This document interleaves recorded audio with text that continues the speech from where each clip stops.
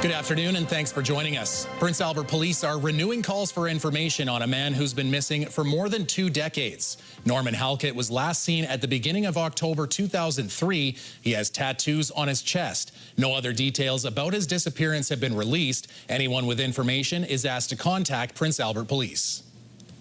Among the millions of dollars of FSIN expenses flagged in a federal audit, some of it is tied to its former executive operating officer, Dawn Walker. Walker's known for her high-profile disappearance and abduction of her child in July 2022. She was ultimately arrested in Oregon and pleaded guilty more than a year later.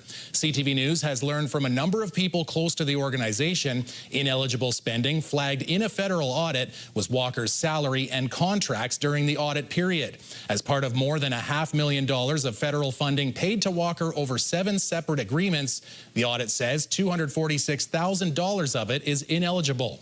It includes receiving a full severance payout despite resigning before being fired without cause and being rehired within a week.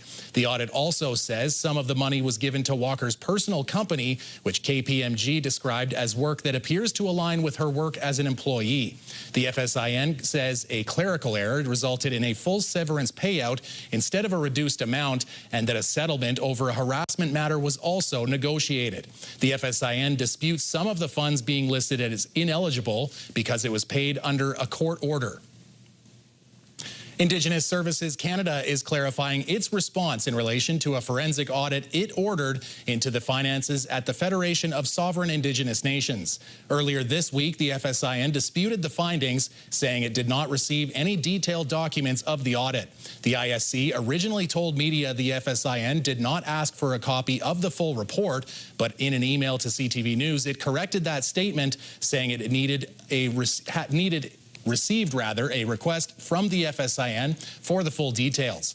But it says it did not provide copies of the full audit as the document could include sensitive and personal information. It did say that it met with FSIN leaders on September 11th to present the audit and will hold further meetings to provide more information. But it will not include the full audit document as per policy.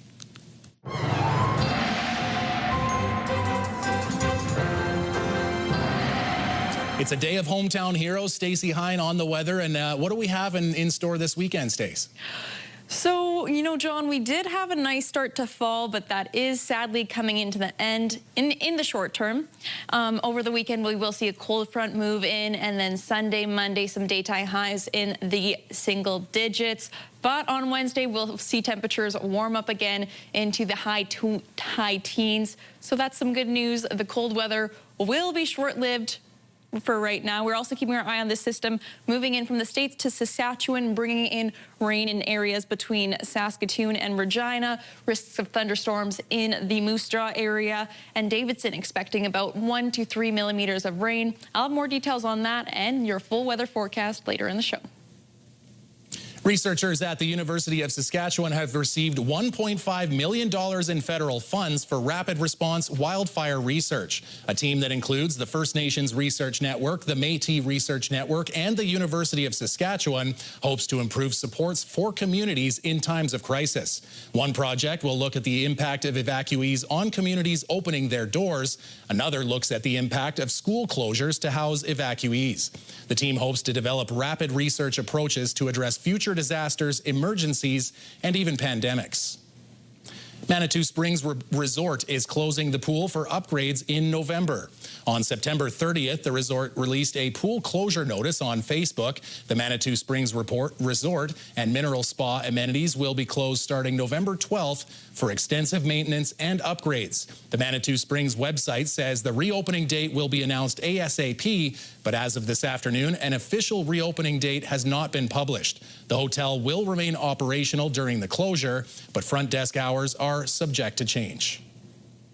An emotional day on the site of a former residential school. A plaque was revealed detailing the atrocities experienced there by Indigenous students. Virginia DeClute has more and a warning. Some viewers may find the details in this story disturbing. The only standing former residential school in Saskatchewan is now a National Historic Site. The importance is what it represents and what it has been and what has transpired since 1889 with the old former school that burnt and then this one who was built in 1930 and what it means when it's shut in 1997. Students from Muskogean School walked to the former institution located near Lestock to participate in the plaque unveiling ceremony. And then the Muskogean First Nation got in touch with us. We're interested in commemorating this site, so we worked with them to commemorate the site the way they wanted. The plaque now displays the impact of the school in 4 languages: Cree, Nakawewin, French, and English. These children endured physical and sexual abuse, severe discipline, and isolation from family, community, and tradition, causing intergenerational trauma. The former school is still a vivid memory for many band members. So I attended the day school starting at age 4, and I continued living in this school until I was approximately 15 years old. The chief says the restoration of the school is a way to be part of reconciliation in their community. Where it stood as something really dark for the last 100 years is how long it stood in the community, and we need to make it a better place for us, a better place for our children, our grandchildren, our great-grandchildren, and any future generations to come. The First Nation is open to partnership regarding the future of the building, which is being preserved as a place of commemoration, healing, and cultural learning. And we encourage and welcome any input from anyone across the province, throughout Canada. Let's do this together. Fruzsina Declut, CTV News, Muskogean First Nation. The Saskatoon Food Bank and Learning Centre is a step closer to moving into a new home.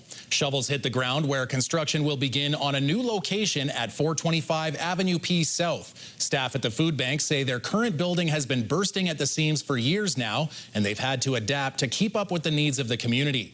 The new facility will allow both off-site storage and the programs offered will be under one roof. Nutrien is the lead sponsor for the new food bank facility. When we come back, a hometown hero skates into her 3rd season in the PWHL. Find out about Brooke Hobson's return to this side of the border.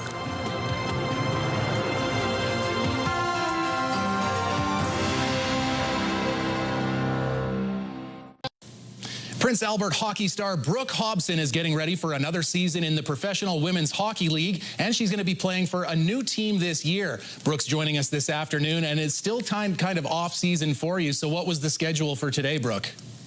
Yeah, so today's a pretty normal day in my off-season training where I have workout at 9 o'clock and then I skate right after at 11. So back-to-back, off ice, on ice, and now just relaxing the rest of the day, which is good. And you mentioned it, it's either you're relaxing or you're training, and so there's not a whole lot of news being made this time of year, but let's go back to June 20th. You signed with the Ottawa Charge, so discuss that process of coming north, I guess, because you've been playing down in the States for quite a long time. Yeah, so I haven't been playing in Canada for about 8 or 9 years now, which is crazy to think about. And yeah, my last 2 seasons with the New York Sirens were great, but I had a 2-year contract that expired, and I weighed all options, and Ottawa was is the team that I chose to go to, and I'm excited to be a part of now. And a couple of familiar faces, but before that, we'll go to the March 25th game against Ottawa. You were with the Sirens. You had 2 huge assists in that major comeback. So is it kind of weird putting that jersey on now? Is there going to be a little bit of a shift? Yeah, definitely. That was a fun game to remember, playing against the Ottawa Charge. But, whenever I was in that building, it's a great atmosphere, and all the fans, they fill it out every single game. So what I'm excited about mostly is to have those fans with me this time instead of, rooting against me in that building. And so we talked about some familiar faces. And so as you're getting ready for the season, you're training right now in Chicago, I understand. And as it's a good spot because there's a lot of other girls that are at your level getting ready for this season. So tell me a little bit about that setting up in Chicago and some of the other faces that are there.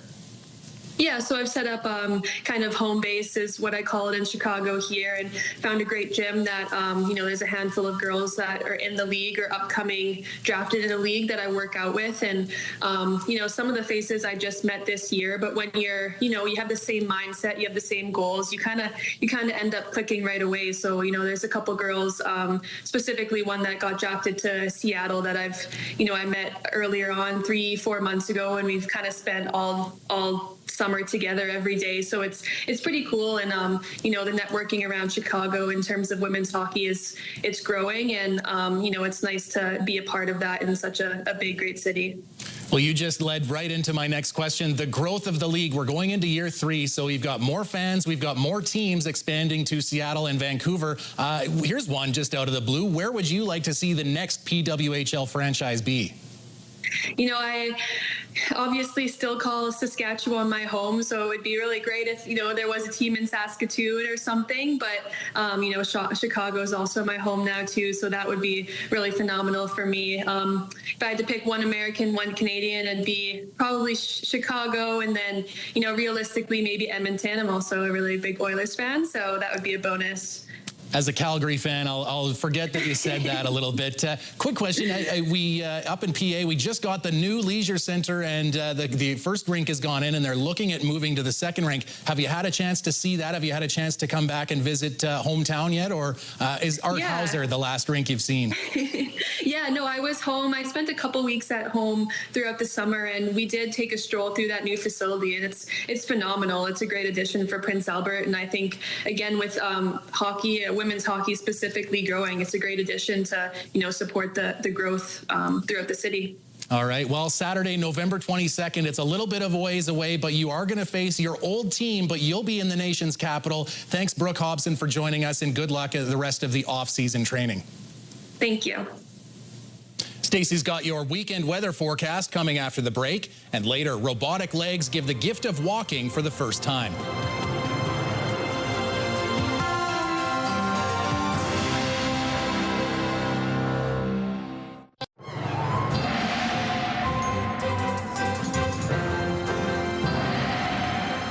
So, Stacey, that nice weather that you were mentioning earlier in the week, it's kind of on the way out. I guess, like Jeff did. He takes the good weather and decides to leave when it's bad weather. Exactly. Hey, yeah, it's kind of the silver lining. Saturday's not looking too bad.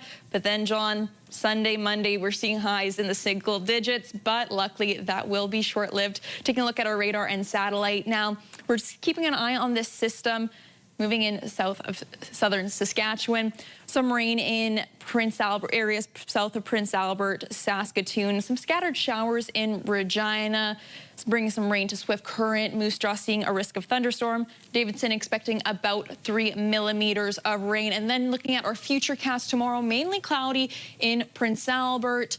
Our isobars, our white lines, fairly spaced out, indicating moderate winds. We're going to see that system that we saw on our radar. That's going to move eastward. And then some scattered showers for areas north of Prince Albert, but nothing significant.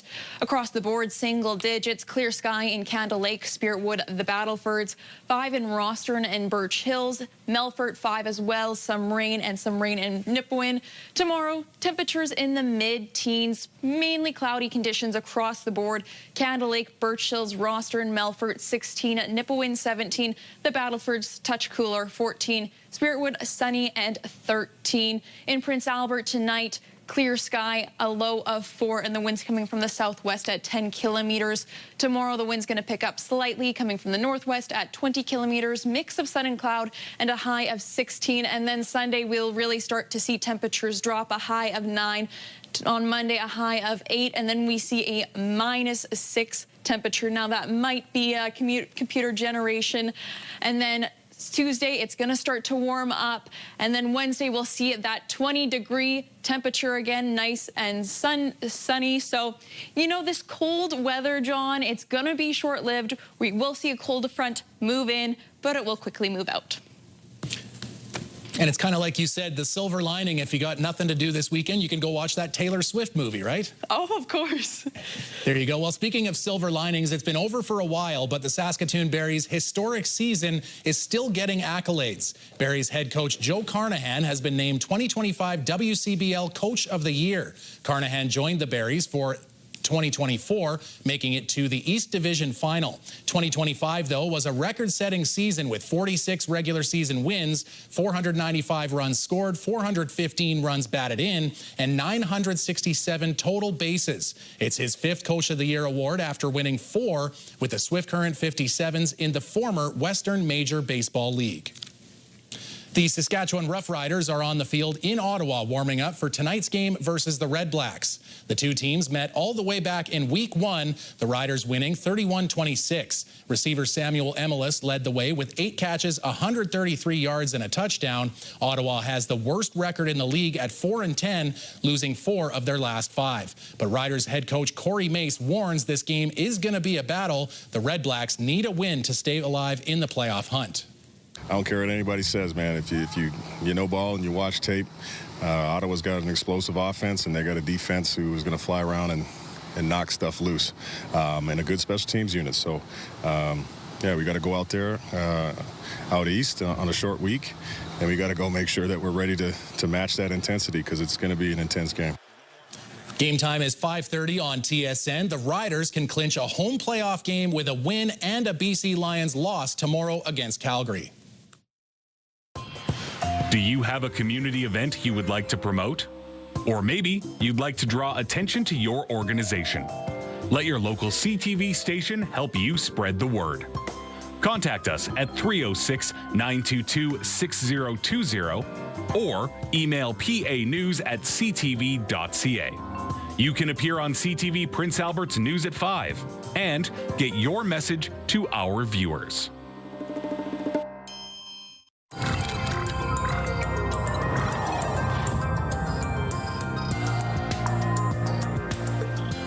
An 8-year-old boy living with cerebral palsy was given the opportunity to walk on his own for the very first time last week using robotic legs. His mother says the experience was transformative but expensive. Brendan Strain has the story. Elliot Burns had a challenging start to life, born premature at 32 weeks, fighting for his life. We knew from the get-go that potentially he would have disabilities. We didn't really know what it would be and what it would display like. Soon it became clear to doctors what Elliot was up against. He ended up having cerebral palsy, and he's quadriplegic. He can move willingly, but it's complicated for him. Elliot's mother, Genevieve Perron, says her son's a fighter and never let his disability hold him back. Now at the age of 8, Elliot is wheelchair bound. He has to do walk-in exercises every day in a traditional walker that's cumbersome and difficult. Any kid with a motor impairment issue we can usually work with. Mark Robert is with the Ontario-based company Trucks Robotics, which produces smart robotic legs that attach to a walker. The beauty of it is it tracks how much effort that the child is putting into the step, and then alter the settings on the machine based off of the readout that we're getting. It's expensive, coming in at around $50,000. Last week, the company came to Victoria, allowing families to try out the device. Knowing that this was a very expensive device that I have no means to provide for him, but I wanted to give it the experience and give it a try. What Elliot experienced was nothing short of transformative. Wow, that was a revelation. His smile. Elliot's demeanor changed. He's normally very hunched down. He sort of raised up. His little hands were very soft, which means that his muscles were not contracted. And for the very first time, Genevieve was able to walk hand in hand with her son. It really made me tear up. Afterwards, Genevieve shared the family's experience online, knowing that was most likely the last time Elliot would get a chance to use the robotic device. Then her friends pitched her an idea. Why don't we try to do this together? Why don't we fundraise? Now Genevieve has embarked on that fundraising effort through supportnow.org. The website operates like a GoFundMe, although it was developed for families with kids with special needs issues. It will allow 100% of donations to go directly to the cause. I want to be able to give him a way to experience the world in a different dimension. There's nothing in the world I wouldn't give for that. Brendan Strain, CTV News, Victoria. A report from Statistics Canada suggests that most Canadians are obese and overweight. The data says nearly 70% of Canadians between 18 and 79 years of age have a body mass index that classifies them as overweight or obese. The government agency says the findings are based on a Canada Health Measures survey of Canadians conducted between 2022 and 2024. The survey also found that abdominal obesity is widespread, with roughly half of Canadians having a waist circumference in excess of Canadian thresholds tied to greater health risks. Brought to you by Saskatchewan Union of Nurses. Thank you to Saskatchewan's 11,000 registered nurses. All right, Stacey, I know, this is the fun time, and I was perusing Instagram last night, and every now and then you hit one of those videos you just have to show, and this is going to be one of them. You were a track star, obviously, in your time as an athlete. I wouldn't go as far to say track star, but I did do track, yes. Okay, well, in most sports, you probably understand that the shootout is really unfair for the goalie, but this lacrosse youngster took his chance to turn the tables.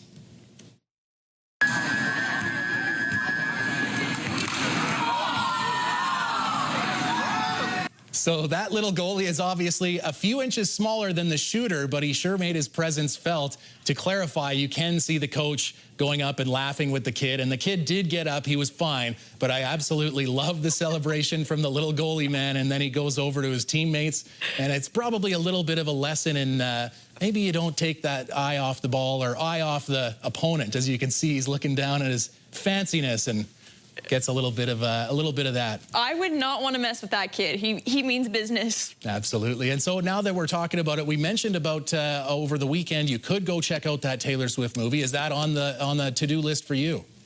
You know what, John? I don't want to make any commitments. I haven't even listened to the album yet, but well, for now we'll say yes. It's gonna be pretty nice on Saturday. So if you want to check out the movie, listen to the album, Sunday is probably the day you want to stay indoors. And then Monday nights we will reach temperatures below zero. I did double check that in our weather center, so it's going to be quite chilly, but pretty much across the board temperatures above our seasonal. Typically daytime high is around 13, so there's the good news there.